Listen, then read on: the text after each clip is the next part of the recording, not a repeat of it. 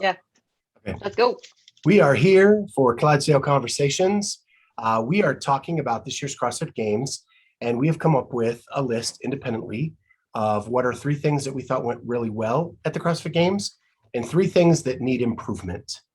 And so I'm going to go ahead and start with my list. And the first thing I'm going to say is the pageantry.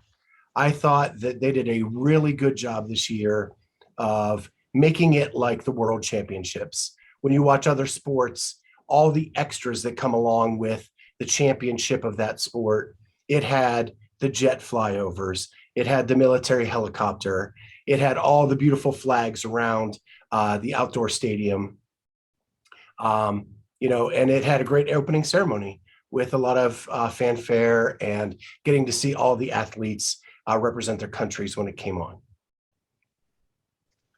So that is number 1 on my list. Number 2 is the programming. As much as we have given Dave Castro grief over the course of this year, especially during the quarterfinals, I thought this was his A game. He came out swinging with really cool elements like the Hoofle Stone carry, the pig flip. It matched with 20-foot rope climbs. It just had a lot of cool elements and it really taxed the athletes. You could tell that they were fatigued going through the weekend. And as we've heard interviews throughout the week since the games, a lot of people have admitted that it was a lot more than they thought it was going to be, especially the rookies. I totally agree. It was on mine as well, the programming. And I love too that they introduced new aspects to it, like the kayaking, which yes, you predicted, Scott. And also, the new handstand push-up and hand walking and, all that I thought was really cool. The handstand walking, I mean, even though that event is so quick, like that's just the amount of skill that is needed for those workouts are just amazing. So programming was on the top of my list as well. Yeah, and program was on my list as well. And we've talked about it before. I thought it was really good. I'm gonna be contrarian to what you said, Scott, though, and just say that I actually thought it was good because some of the more tenured athletes said that they weren't dead at the end of the weekend either. So it wasn't like crazy, stupid programming, like maybe in years past with, really long tests or really, what people would criticize later as dangerous tests. And, we as coaches are not having to go back and to tell our classes, like, don't try event number 5, right. like maybe we've done in the past. So that's what I really liked about the programming, that it was very well-rounded and not, crazy, stupid, harmful type stuff that, people can't do at home necessarily. Yeah, and my final one is the season itself, getting to the CrossFit Games. I think the added element of the quarterfinals added so much to this year.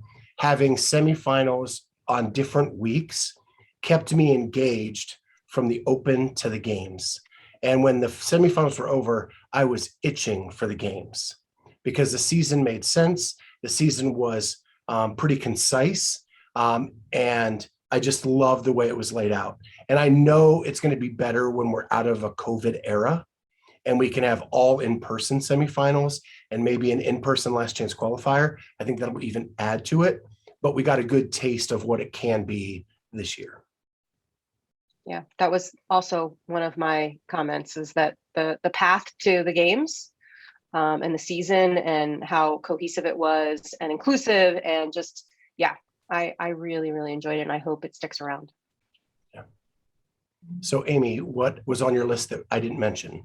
Well, I guess your first one, I just wrote kind of overall experience. Like that was my first time going to the game. And I just thinking about the whole atmosphere, like looking at the Coliseum and all the faces that were around there, the globe and all the different things. I thought just the overall experience was really cool.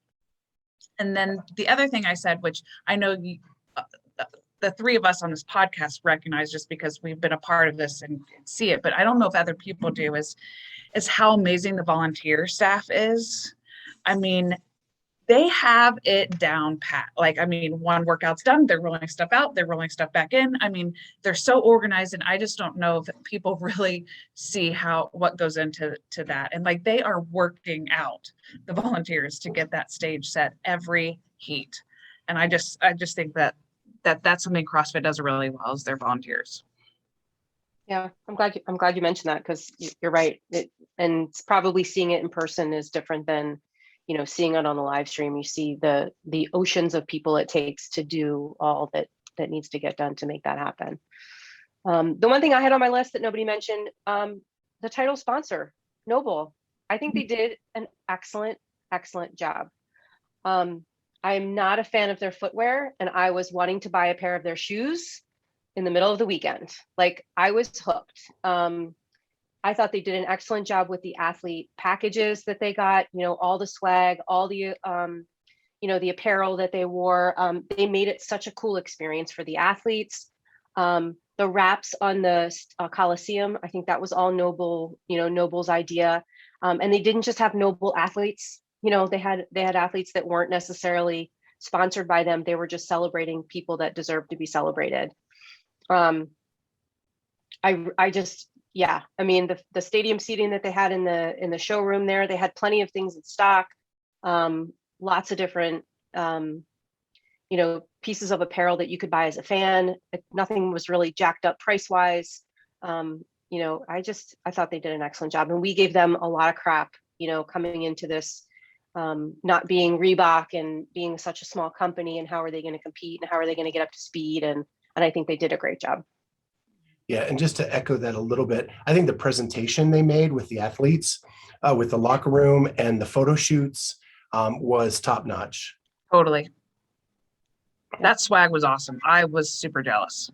Yeah, and it just seemed like, I mean, in Reebok's defense, they do that every year, right? Reebok gives the athletes a package, and they give them fitting rooms, and they get to try on things, but it was just a little bit different this year. It seemed a lot more special. And you got a lot of sharing on social media from the athletes about how great it was. And I think that was just great for everybody. Yeah, I think it was more modern. The photo shoot was more modern. It just looked clean and fresh, kind of like their clothing. Like that's kind of what they're built on, and that's what the presentation was. So yeah, kudos to them. Yep. So now we're going to go to the flip side of things. And does anybody want to start other than me, or do you want me to be the bearer of bad news to start? I want you to be the bearer of bad news. Yeah, I share a couple of yours too. So So the first thing I have is the concessions. Okay. Concessions were, we all agree. We all agree. Lines were so freaking long. In the Coliseum, they had 2 concession stands open. They had a couple like alternatives on the outside, but the main concessions were 2, and the lines were at least 35 to 45 minute wait to get anything from them. And then they closed down the one by North Park, the big food court, early. And so when that was closed down, you had like 2 options outside the arena and 2 options inside the arena, and it just was awful. And just to go with this, I loved the Yeti water stations. I just think they needed more, especially on those really hot days. There were none near the North Park outdoor facility.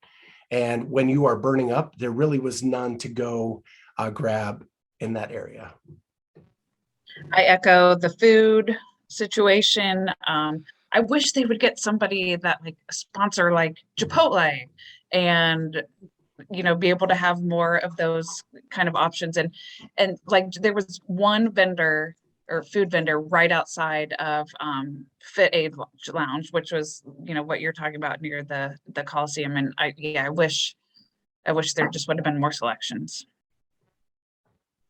Yeah, and they need to understand how weird CrossFitters eat, because there was a lot of they had menu selections that were pretty consistent, but they weren't very flexible.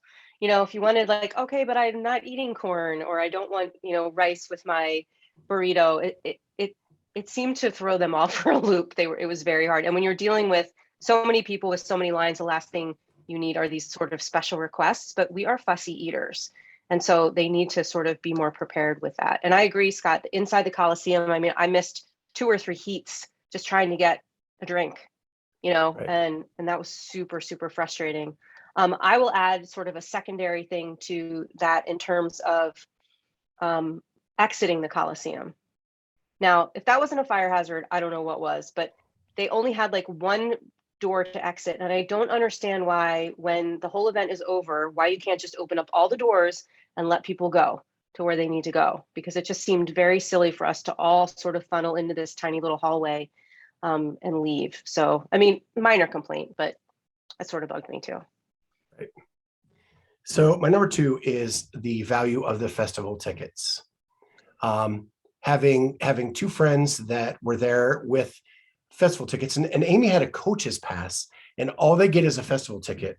There were only 5 events that people with festival tickets of the elite and team division could watch out of 15 at the North Park in person. Everything else they had to watch on a big screen in the Fitty Lounge or in the NoBull tent or one of those things. And if you're paying, and I know it's not as much as it is for the Coliseum ticket, but you're paying $100 for the week and to only get to see 5 events, the more they devalue that ticket, the less they're going to have those extra fans that are kind of walking around. And as soon as North Park was over, things started closing down.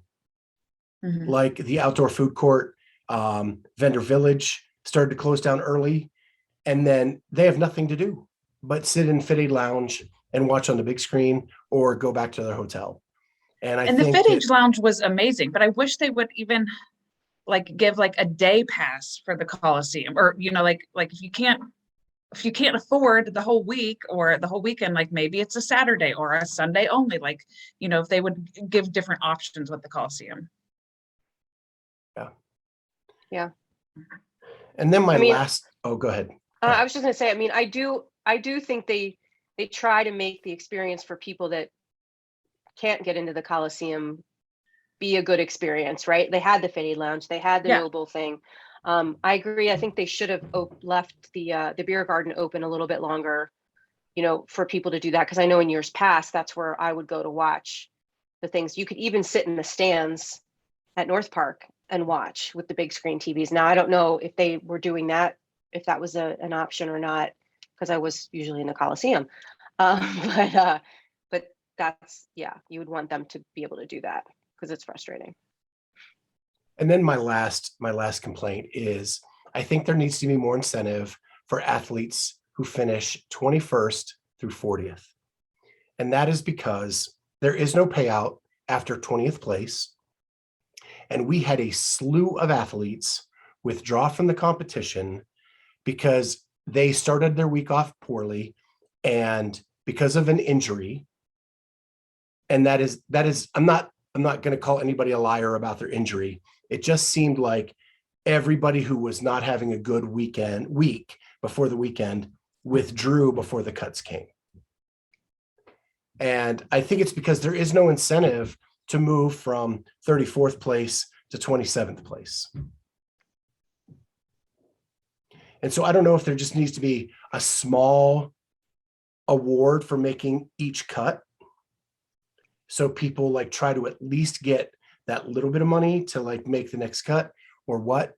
And or they just need to do small payouts a little bit further down the event list. All these people made it through a pretty big gauntlet just to get there, and their expenses are huge, and even a small amount of money would help offset that cost.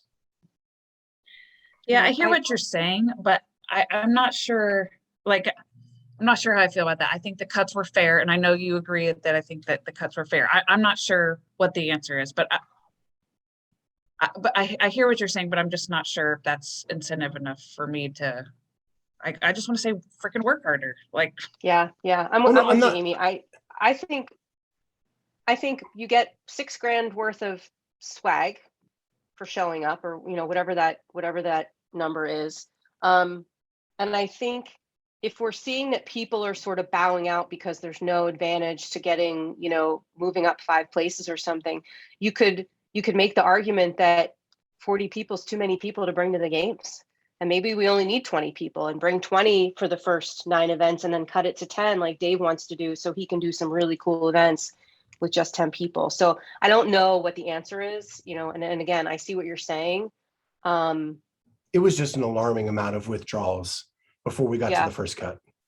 Yeah. Well, and I think those people, maybe if they are injured, they're just being smart, right? They're trying to prolong the longevity of their career year over year and thinking, it's not worth it for me to go out, and pull a hammy or do whatever, aggravate this injury that I have when I'm not going to make it to the next day anyway. I mean, I know there were athletes in that Saturday morning workout that, were sort of not taking it super seriously because they're like, well, we're just exercising this morning because, they're not going to move up on the leaderboard at all. And like, why? But they showed up, but they weren't going to get anything out of it. So yeah, that's a tough one. I think when you're dealing with 40 places, it's just hard to manage.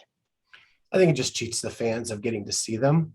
But I understand what you guys are saying. I just wish there was a way to keep more in the competition so the fans get more to watch.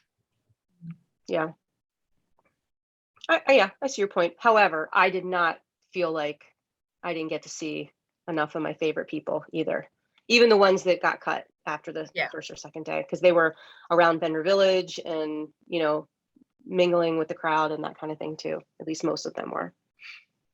Agreed. All right. So Kat, do you have any left? Not really. I think I mentioned one, and I don't know that this is really anything that can be fixed, but I would say 2 things. So coming from a different perspective this year and being in, that media role, I think it would have been great if the media had some different access to the Coliseum. I don't know if the whole problem there was COVID related, and if it was, nothing I can do about it. But there was definitely preference given to, partners of CrossFit and paid partnerships with CrossFit versus people that were just there on a pass. And, if you're going to give somebody a pass, I think you should give them access. And so in the Coliseum, that was not the best. And I understand why they do it. They want to make sure that athletes are front and center and nothing's, messing up the shot, and, all that pageantry is preserved. But that would have been nice. And the layout of the floor for the events. I mentioned this in another podcast, I think, where if you're sitting in this one section, you're either at the finish line or you're facing the back of the athletes or you're seeing them from the side. And there's no consistency there. So when you're picking your seat in the Coliseum, unless, you're in the know, you don't really know what kind of seat you're getting, and you don't know whether they're going to be good or bad. And it depends on the event. I think it's fair to say now, since I've been there and seen it, that, that the long ways is, the last day, how things are going to be. But there were a lot of events that were side to side. And if I paid, a premium for those front row finish line tickets, and half the weekend the finish line was clear over the other side, I think I'd be disappointed. Amy, did you have any more? I mean, I feel like I already said them the last time, and I don't know. I think, but I to be fair, I think my comments were more so made after the fact, and that I'm not sure if that's a fair statement. Like my comments were about COVID related things, and I'm not sure if I've necessarily felt that during the event that they should have been more enforced. I think it was more after the fact, looking back with, wow, there are a lot of cases coming out of there. Man, wish they would have done X, Y, Z. And that was more so just like, one thing I was thinking about, like, though, I am a little bit surprised about when we mentioned the masking in the Coliseum, not just necessarily for the other people, but also for the athletes who are competing. Like, what if, they're the ones that are here for their payout, right? To try to earn money. And what if we are, the spectators are, gathering and could be getting the athletes sick? So those were just, again, not sure if I can make that a fair statement for during the comp, because I did appreciate it during, but looking back. The only thing I left off my list, because I thought Kat was going to bring it up and she surprised me and didn't, was the water quality of the lake. Oh, yeah. Well, it didn't affect me personally, so I guess that's why I didn't think about it. But yeah, let's But talk about it. every year people get sick from that lake. Yeah. And you put a poll out, and people honestly responded that they got sick after the swim. Yeah. And so I think that's something that they need to look into. It's not survival of the fittest, it's finding the fittest. Right. Yeah. And you had people like, Emily Rolfe and Tim Paulson who, were contenders, and, it messed them up for a couple of days, and Sam Cornway too. Same thing. So, yeah, hopefully they look into that. I mean, they only have one more year there, and then potentially it's going to go somewhere else, but maybe they'll do an indoor swim event next year. That can be a little better controlled for bacteria, hopefully. Yeah. Well, that's our show. Overall, we were really nitpicky on the things we think that need to be changed. We had a great experience at the games. I think I can speak for everyone. They did a really good job this year, and we're so glad that everything is back and better than ever. And we can't wait for next year. With that, make sure you like, comment, subscribe. We're making these so that they're designed for you to comment and give us what you thought was good and what needs improved at the games. And maybe we'll talk about that on a future show. So thank you so much, and we'll see you next time. Bye.